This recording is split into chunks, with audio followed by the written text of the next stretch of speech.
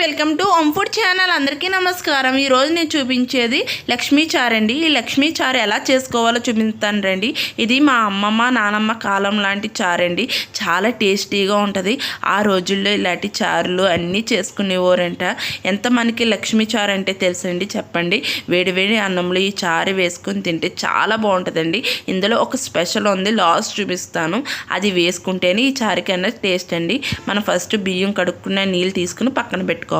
ఇక్కడ నేను మామిడికాయ టెంకలు అనేది వేస్తున్నాను. మీ దగ్గర మామిడికాయ ఎక్కువ లేకపోతే ఒక కాయ ఉన్న ఆ కాయ ముక్కలుగా కట్ చేసుకుని వేసుకోవచ్చండి. టెంకలు వేసుకుంటే టేస్ట్ అనేది బాగుంటుంది. ఇందులోనే ఒక హాఫ్ స్పూన్ కారం, కల్లుప్పు వేసుకోవాలండి. కల్లుప్పు వేసుకోవడం వల్ల పాతకాలం టేస్ట్ అన్నది వస్తుంది. కావాలంటే సాల్ట్ కూడా వేసుకోవచ్చు. ఇందులోనే మనకి వంకాయ, బెండకాయ, టమాటో, పచ్చిమిర్చి కూడా వేసుకుని స్టవ్ వెలిగించుకుని గిన్నె పెట్టుకుని చారు అన్నది మరిగించుకోవాలండి. ఆ కాలంలో ముందు రోజు కడిగిన నీళ్ళు, మన్నాడు కడిగిన నీరుతో, బియ్యం కడిగిన నీరుతో చారు పెట్టుకునేవారంట.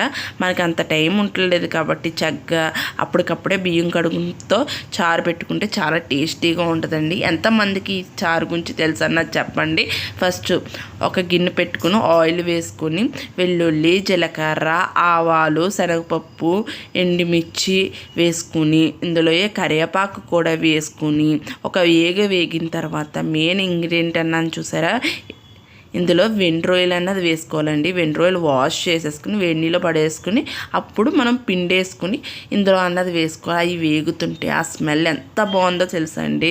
అప్పటికి కూడా బాగా కలిపేసుకొని ఇందులోనే కొత్తిమీర వేసేసుకొని అప్పుడు మనకు మరిగిన చారు ఉంది కదండి, ఆ చారు తెచ్చుకొని ఇందులో వేసేసుకోవాలండి.